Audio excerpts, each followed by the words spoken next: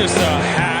He's just an absolute hack. And he gets his ass kicked by his teammates every week. It's just, it's terrible. It's just terrible. Welcome back here on Hack City. I'm Joe DeLeone, joined by Sean Anderson, my former teammate, former roommate from the University of Rhode Island. Today, we are previewing action for week one of the FBS slate. We've got three fantastic games that we're going to be talking about. Utah, Florida, which plays on Thursday. North Carolina, South Carolina, and LSU, Florida State, as well as our game picks. No, Sean, you wrote down Colorado, TCU. I refuse to talk about that game. Oh, how could you? Colorado sucks. They're not going to win that game. They're not going to play them close. I'm excited to watch that game, but I'm not. I already previewed it on Ruffino and Joe, and I just don't think that there's much to preview because it's. I don't know. You want to do a 40-minute preview? You want to be late for your heart out? You want to do that? I will gladly. I didn't like that you didn't believe that I could juggle. No, I didn't. I'm not laughing. You because skipped I don't over believe. I'm laughing because that was a pretty funny comeback. Oh, thanks. Sean, are you excited for week one, though? Week 0 was a nice taste, and I'm glad that this is a pretty good slate. This is not a great one. It's not as good as last year, but it's a pretty good slate for week one. Yeah, I'm excited about it. I'm excited that we have some Thursday night football. I think saves my week, is being able to say it's Thursday. There's some real games being played. I mean, I get to kick it off watching Rhode Island play Georgia State. But, I think, what is it? Florida, Utah plays on Thursday. So that's good. I'm kind of it's a good walk into the hot tub this week, before 2 weeks from now when the NFL really starts. And that's great. Or maybe it's next week, whatever. Because on Sunday, this past Sunday, miserable. I was miserable because I had the high of watching college football on Saturday. And then Sunday, I'm like, what do I do? What do I do now? Because I'm thrown out of a rhythm. Normally Sunday, work, watch football, and Sunday's football day, as well as Saturday. And I'm like, do we go to the movies? What do we do? I think we watched baseball. Go back to sleep. You end the day. You just go back to sleep. It's terrible. You wake up, you do your work, you go to bed at 7:00 when there's no games on. It was maybe the worst. It was maybe the worst Sunday of the year because I just had the tease of football, and I have it like coursing, like there's an anti-drug addiction. I was watching some Stern stuff last night. They were talking about Artie and his drug stuff, and there's this amphetamine that you take, right, and it's supposed to help you wane off of heroin and all that stuff. And it has a half-life of a week. So it starts kicking in and stays kicking in a week afterwards. So that's what it felt like. It felt like I have football in me and it's just coursing. Where is it? I need more. I can't get enough. That's what it feels like. God, that was hard. I think football is a hard drug. I think football is a hard drug for a lot of Americans. Well, it is. And it's back on Thursday. We have an actual good matchup. We're not going to have to suffer through Pitt versus West Virginia as the premier game. Oh, that was a great game last year. That was great. That was a good game, but it was so anticlimactic to realize that both those teams. What are you talking about? It was a great pick six. Won me some money. Had a good night. That game barely won. Those teams were terrible. Those teams were both so bad, and it's like, wow, this is what the season's going to be like. And then it's like, oh, those teams aren't even really worth wasting our time talking about by the end of the year. Joe, I knew I burned my gambling luck in week one when I had the backdoor cover for, I think Pitt won that game. I burned it all when they had that pick six and the drop pass. And I'm like, oh, and I'm standing up cheering. And I look, my buddy who I gamble with, and I'm like, oh, it's week one. We just burned it all. We burned all the luck on a not great bet. Don't burn it this Thursday, but we can. Actually, I have a bet for Utah, Florida, which we're going to get to in a second. Yeah. I'm staying away from that like it's a porcupine outside my door. I will be barricaded in here until someone removes the porcupine. I'm not touching that game with a cent of mine. You're soft. I'm not going to get caught being soft. I'm not soft. No, I'm harder than ever. I'm not soft. Okay. Somebody clip that. It's a little baby saying I'm harder than ever. That's what it is. No, I'm not soft. I'm in deep. Here's the thing. You're not helping yourself. No. Here, you're a child. But that game royally just screwed me last year. I'm not touching it. you're not going to get me to touch that game. Yeah, I don't blame you. Don't touch Sean, but he is hard. No, that's not what it is. That's Utah, not, you can't. All right. Back on track. Utah versus Florida. This game is very different than last year. Billy Napier, very young squad. Graham Mertz comes in, new setting for him coming from Wisconsin. Cam Rising, there's some possibility that he might not actually play in this game. He's coming off of the ACL injury. There's also a tricky circumstance here with who that backup quarterback is. It has been a unsettling shuffle and an unsettling prediction for what Utah is going to be doing on the offensive side of the football. I feel as though them not naming a starter for this game, I think that they're trying to trick Florida's defensive coordinator and not give him a clear indicator of who's going to play this game.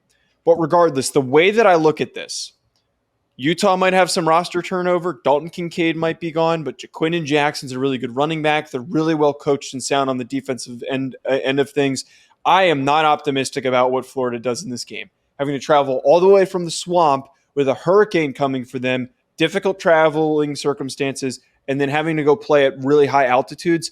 This is a massive, massive recipe for disaster for Florida to have to play this game. It very well could be. Whittingham is a better coach than Napier. There's already some heat on Napier's seat so far this year because they were just so inconsistent last season with a quarterback that you should have won way more games with. And if you want to put that on him, whatever. He had a great game last year versus Utah. Here's the one issue I have. Early season Utah is never fun or good. They were the 10th ranked team last year. They lost to Florida. They lost this same game last year. I know it was in the swamp. I get it. Utah somehow finds a way in weeks 3 to 12 to come back and win the Pac-12, Pac-4, whatever it is. I don't care anymore. But they find a way to come back and win it then. First week? No. You did it to me last year where I sat here and I bought in on Utah. I bought in on Cam Rising. Bought in on Whittingham coming out and setting the tone. What did they do? They lost. They look goofy. They look goofy out there in week 1. Did they not? They did. It's a 3-point game. I get it. But we can both sit here and say Utah is the favorite to win this game. We can both sit here and say Utah probably has a better team than Florida, better coach, everything. Graham Mertz, whatever. But they scare me. They will scare me, and they have imprinted me with that.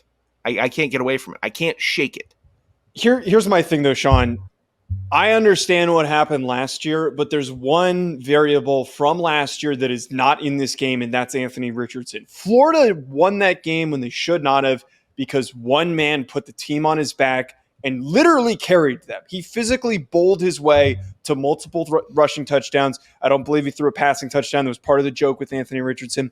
They ran all over Utah because there was the massive threat of having to deal with a physically dominant athlete at his size who could run at an elite speed. It was impossible for Utah to keep up with him. They just did not have the athletes. That guy's not there. And I understand that Florida's run game with Montrell Johnson and Trevor Etienne is still strong. They combined for 1,500 rushing yards last year, and they're probably going to get even more because they're going to want to rely heavily on that run game. But without that facet of Anthony Richardson, I am not afraid of Graham Mertz. I have seen one of my favorite shows, Late Kick with Josh Pate, made this comment, and I think it's a really interesting comment that this time last year, nobody predicted Bo Nix or Michael Penix would have finished the year the way that they did. That's Why true. can't Graham Mertz be next? I don't think Graham Mertz is very good, and I don't think he's going to fall in line with either of those guys because Bo Nix and Michael Penix had traits and talent that was actualized and tapped into. I don't see anything that Graham Mertz evidence that has been given to us for him that it can be tapped into. I'm not afraid of them offensively at all, and I think it's going to be really hard for them to keep up with a team that is really good at running the football. Jaquindon Jackson is a dog. He's a big body back. He's going to carry dudes like he did last year. This is going to be a really, really tough matchup for Florida. Make sure you check out BetOnline for all of your sports betting needs. For anything that I do betting related, I go on over to betonline.ag and I use promo code BELIEVE50. BetOnline has all of the latest updated odds for the NFL and college football seasons. Anything you need, whether it's futures, live in-game betting. No matter what, your football betting needs are met at Bet Online. And again, make sure you use that promo code BELIEVE50, BLEAV 50 to get a 50% welcome bonus on your first deposit. Bet Online, where the game starts. Yeah, Graham Mertz had plenty of time at Wisconsin to prove that he can be stellar against the soft body Big Ten teams. And nobody remembers it, and nobody thinks about it, and nobody is saying, oh, well, he can beat the soft opponents, he can beat the teams he's supposed to beat, and he can keep it competitive. No, he had plenty of time to show that. Maybe he shows it this year, but at Wisconsin, he didn't show enough to give people faith, at least folks like us that are just looking at Florida, looking at their situation, observing it, and saying, that's what we're going with, huh? That's look at the other quarterbacks. This is our guy. This is what we settled on. I know Alabama did some weird stuff, bringing in that awful Notre Dame quarterback, and and that's not even a shot at Notre Dame. He's just not as good as Graham Mertz, but it's just you're just like it doesn't look good. But Utah is odd. Utah will beat USC twice in a season, like they did last year. They lost to UCLA last year. They lost to Oregon last year. Both ranked teams at the time also. I'll give them a nod there. They're just odd. They're an odd team. I don't like their oddities. Maybe they're the chaos team of the I don't know. I don't like their oddities. Utah has always been the chaos team, which is why I will gladly pick them to beat Florida. And I know that there is the narrative that, if a bad SEC team comes out and beats the Pac-4 champ, like what does that mean? I don't think that's going to happen this year. It happened last year because there was a rare athlete on the field that won them that football game. Yeah, he shouldered that one. Shouldered it. Another game that features on the flip. Actually, I don't know where I was going with the transition. This game features a quarterback I don't like. That's what I meant to say. Oh, North sure. Carolina versus South Carolina. This is where College Game Day is going, I believe, on Saturday. They should. Look, I have been the biggest South Carolina hater the entire offseason. I think Spencer Rattler has some nice traits. That's the furthest extent that I will be nice to him. Antoine Juice Wells, former JMU wide receiver, good football player. But the rest of this roster has been picked and pulled apart. Multiple DBs went to the NFL. You've got multiple offensive weapons hopping in the portal and going to better destinations. I don't know why I'd be optimistic that South Carolina wins this game. I will concede this. I don't think that this game is going to be a blowout. As much as I would love to sit here and bang the table and be like, screw South Carolina, they're going to get smoked. I'm not going to do that bit. But I think that with their deficiencies and how much they've been depleted, it is going to be an uphill battle. What helps them, North Carolina defensively, has been garbage over the past couple of years. I don't really have much evidence that it has improved until I see it on Saturday. This could be a shootout, and UNC wins by 10 or so points. Look, man, there's some reports coming out of South Carolina that Spencer Rattler's locked in. He's having fun. He's become a better leader. I mean, I'm seeing a lot of South Carolina talk. That is like, oh, this guy has changed from his Oklahoma days. You know, he's becoming a true quarterback. It took him a little bit, but boy, might be the year, Joe. It might be the year where he's the guy that comes. It's not the Graham Mertz guy. It might be Rattler being the guy that becomes the Bo Nix or the Michael Penix and just shakes it all up and makes it fun. For some reason, I hope it is. I don't know why I'm rooting for the redemption arc. I was as down on him as I could have been. I didn't like his attitude, demeanor towards his teammates and those hit clips in high school camps that I saw. Didn't like him at Oklahoma, all that stuff. I still don't like him. I know you don't. I might be in on the redemption arc. I really might be. I think he might be dueling with Drake Maye in this game. It might be a true quarterback duel. Don't make that face. Don't make that face. It could be. You know it could be. You know what? Actually, I literally just said that though. I think that this could be like a back and forth slop fest of really. Well, you don't know, but it's not a slop fest. It doesn't have to be a slop fest. It's going to be a slop fest of just barnyard defensive coverage. It just be like, Oh, hey, that guy was open by 10 yards. Let's watch him run it all the way back. That's what this game is going to be. It's not. I kind of am annoyed that North Carolina is even really ranked where they are because, like, I don't know. This game is going to push them up so many rankings if they win it by like a score and a half or something like that. Yeah. It's gonna be like, wow, they beat an SEC team.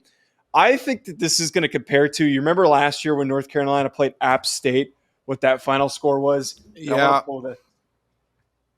That is what I think that this is going to be. And I'm big on Cedric Gray. I like him at North Carolina. I put him in the linebacker preview, I believe. He's fun, very fun player. But I'm hoping 63-61, by the way. Could be. Let's hope. Let's hope they have to. Is it Columbia? It's Columbia. Yeah. I was down there. Let's hope they run out of fireworks again in Columbia, South Carolina. I'm excited. This could either be great or just terrible. Terrible. It shouldn't be Barnyard Slop Fest, though. It should just be exciting college football. Because if we want to dictate this game as Barnyard Slop Fest, no. That could go to a lot of games. Exciting college football is Alabama, Tennessee. Barnyard Slop Fest is 50-45. North Carolina beats South Carolina because there's multiple blown coverages on every single drive. No, that's fun college football. Stop it. Fun, exciting. Let's find a better word than I think that Barnyard Slopfest is a really good word for just terrible, obnoxiously bad defense. Is Barnyard Slopfest the MAC? Would you say that their games are Barnyard Slopfest? No, because they're not that high scoring, so no. Oh. That's chaotic. That's chaotic football. I don't even know if this is chaos. Do you think USC plays a lot of Barnyard Slopfest games? No, because actually their secondary is pretty bad. Yeah, in a way that they do. They do. But USC Big 12. No, because those games aren't high scoring enough sometimes. Oh, sure. Okay. Besides the point, I stick with that. Last game that we're going to talk about. To get you out by your hard out time. Talking a lot about you being hard today. LSU, Florida State. You are. You're talking about it. You started. Not me. You started. And you've had hard outs before, but I've never mentioned it. Like, we got to get Joe off the show because he's got something better to do. I've never said that. You're being passive aggressive. I'm not. I promise I'm not. LSU, Florida State. This is the Blake Ruffino Bowl. This is going to be really the most exciting matchup that we could see in week one, because last year, that's exciting, fun, exciting college football. Like, in all seriousness, it was down to the wire. It was a nail biter. It was stressful on both ends. Who's going to come out with the victory? Pray for anyone who bet on that game. I think I actually did bet on that game. I think I this did also. year. I don't remember what I took. After the outcome last year, both of these teams were let me rephrase. Sorry. Both of these teams were some of the most exciting teams in the transfer portal, in recruiting. They have geared up and loaded for national championship runs. And this game is going to set the stage for one of these teams to be thrust up in the rankings of the top 25 for the coaches in the AP. This is going to be a momentum builder and maybe a killer for one of these teams. But we're going to remember and talk about this game for a long time because of this matchup that we're getting. LSU has an explosive offense. Malik Neighbors, Jayden Daniels. Their offensive line is really good. But at the same time, we've got Trey Benson, we have Keon Coleman, Johnny Wilson, and Jordan Travis is going to be delivering them the football. Talk about a lot of points, man. This could be a shootout, or it could be somewhat of a defensive battle because, again, both these teams have really, really strong defensive units. This game could be magical. It would be this is also going to give the fix for that Sunday night game. Sunday at 7:30. The worst, most hack thing I've ever done. Sunday at 7:30 is going to be perfect for this game. It's going to be awesome because we're going to have a good slate Thursday to Saturday. That's going to be fun. Then we're just saying, what are we doing? Same thing I was talking about at the beginning of the show. Oh, best game of the weekend, Florida State, LSU. Don't know who I would root for. Don't know who I'm pulling for because Florida State, God, you've hyped them up, but you've hyped them up rationally because they've done a lot of the right things this offseason. They've done a lot of good things, and they've been on good momentum. But Florida State is also been pitching hissy fits in the ACC, trying to pitch themselves to the SEC and Big Ten. So they've been a little bit obnoxious. And this is not the first time Florida State has been called obnoxious, and it won't be the last, but they've been a little obnoxious. LSU, also very fun, did a lot of great things. Brian Kelly, I think he's a very good coach. They're talented. They got a very good quarterback, talent on both sides of the ball. But feels like they're getting a little big for their britches. So it's a perfect matchup where they're both super fun, can be likable, but also insufferable, which is perfect for college football. Nailed that. That's what we're looking for, and that's what this game is. Because the fans are awful too, and you're just and then every time you're leaning one way, they'll snap you back the other way. I'm very excited for this game. I think you explained that perfectly. The types of fan bases that we're going to get from this, there's just going to be so much attention, and it's in its own premier slot for viewership that we're going to get to watch this on Sunday. All eyes are going to be on this game. Here's my only thing for this before we get to our game picks. I don't really know who I'm going with yet, as you kind of said the same thing, because both these teams have been really exciting in the offseason. I think right now I'm slightly leaning Florida State. I am just hoping that this game doesn't end up being a dud. I'm going to be so upset. I don't think it can there's be. All of this offseason hype and one team just pisses down their leg and it ends up being a blowout. I am going to be so disappointed if this game isn't a close one. I don't know why I said that. I jinxed it. I'm really What did you say? I did. I said I don't know how it can be a dud. There's ways, and it will be now that I said it. Yeah. But you know what? This might be a game where we just take the over and sit and watch and just root for the over. And that's football. That's what I'm looking forward to on Sunday night. All right, game picks or betting picks rather. We're both 1-2 after a horrendous week one. We're going to alternate here. My first one, I'm going Utah -6.5 to cover against Florida.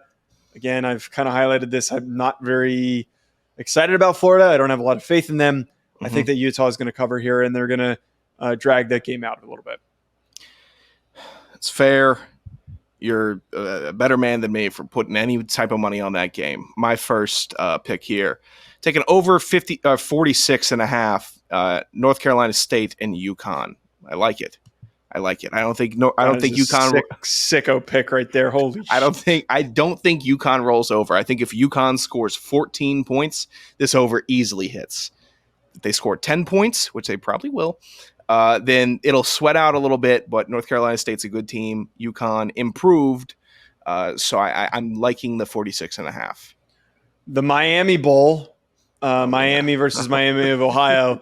I'm surprised by how low this or how soft this line is for Miami, -16.5. I'm taking that. I think that Miami is going to have a little bit of juice at the start of the season. I think that a lot of people are undervaluing them because of how much of a hot mess they were. I'm not saying that they're going to go on and win 10 games. They're probably going to win 7. But are you kidding me that they're going to match up with Miami of Ohio? And the Miami of Ohio quarterback took a shot at Miami before the game? You think one team's not going to get juiced up over that? Give me Miami 16.5, please. That's a gimme, Joe. I probably will take that in my real life as well. I'll probably lose in real life just because that's how it goes. But my second pick. Wait. Please don't take that. Please don't take that. No. I really might. I might take it. Please don't take that bet. Please don't take that bet. Please don't take that bet. I just might. I think it's a gimme. You're the worst bettor. You're the worst college football bettor of all time. I don't know what I deserve. We're tied. I don't know why I deserve that kind of language. First, my second bet here, Tennessee giving 28 to UVA. Self-explanatory. UVA is terrible. UVA is really bad, and they are not going to know what to do with Joe Milton. They're not going to know what to do versus Tennessee. It's going to be ugly. It'll be ugly fast. I think Tennessee's backups give up a couple points, but if it's 50-7 or if it's already 60-10, then we can give up a couple garbage time points. 28 does not seem like a huge line for me in that game. I don't love this one, but I can see the argument. I might actually take this one. My last one, Stanford -3.5 against Hawaii. You really think these people You really called me think... a sicko. You called me a sicko. This is a great pick. Nerve. They're only favored by 3.5 points. Are you kidding me? They're gonna hang 50 on him. This might be the committee's game of the week, offense, by the way. This really might be their game of the week. This is a true sicko game. It was a great pick. Your last one? They're telling me you picked ODU versus Virginia Tech. Thanks for spoiling. Yeah. ODU getting 16 versus Virginia Tech. Almost the same. ODU is, I'm not going to say is ever a good football team or a great program where they're going to win their conference. Never that. But for some reason, when they play UVA and they play Virginia Tech, they decide it's Super Bowl time, and they're kicking off the season with this. They've upset Virginia Tech twice since I've been in high school. They just keep it close because a lot of the guys on ODU wanted to go to Virginia Tech, and they didn't, and they play with a chip on their shoulder, and they just beat the hell out of Virginia Tech. So I'm taking ODU to cover 16. Huge line to cover. Huge. Perfect. We forget the Taylor Heineke win when I'm getting Snapchat videos of everybody jumping and destroying the fountain down at ODU. It's gonna hit. This is gonna hit. Don't let your emotions play you. You're just mad. What emotions? You're mad ODU didn't take me either. You're pissed off because you show up at the bars and they're all Virginia Tech bars, and you text me every time. These damn Virginia Tech alumni. I don't want to watch this Virginia Tech play against North Carolina State. If they were cool, it'd be different. I know plenty of Virginia Tech people. They're all brother. Yeah, shut up. They're all doing fine. They're not as bad as you think. They're not as bad as you think they are. You're just stop saying they. Just say my brother. That's who you know. I know more than just my brother. His girlfriend? I also have a friend that went to high school with that went there. Screw you. At Joe DeLeone at Sanderson Radio. Hit subscribe. We'll be back. Week 1. Let's go.